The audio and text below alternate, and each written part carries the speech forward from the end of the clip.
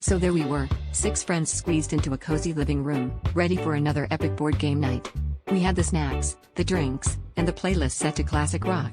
Everything was in place for an evening of competitive fun. As we unpacked the well-loved Monopoly box, something peculiar caught my eye. The little metal dog piece seemed to be sitting upright, looking more animated than usual. I laughed it off, blaming the 3 cups of coffee I had earlier, and divvied up the pieces. I ended up with the top hat, my personal favorite, and we began our game. As the night wore on, something odd happened. The pieces started to behave strangely. The thimble kept inching away from the start, the shoe was doing laps around the board, and the dog was barking at the dice. We all chuckled nervously, assuming someone had rigged a prank. But then, the top hat, my top hat, jumped up with a tiny ahem and demanded our attention.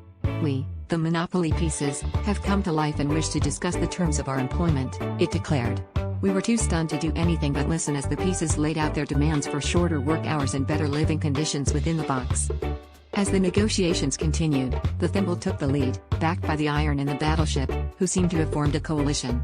They insisted on being represented by a union and wanted to ensure their rights were protected against what they called unfair rolling practices.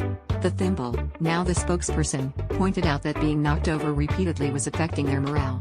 Meanwhile, the car was running circles around the board in protest, honking furiously.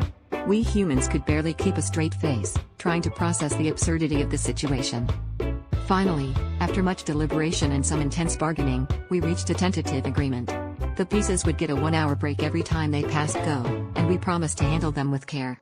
Just as we were wrapping up, our designated banker, Sam, who had been silent throughout the process, leaned back in his chair with a wry smile. "Well," he said, glancing around the room at the animated tokens, "this really takes the board."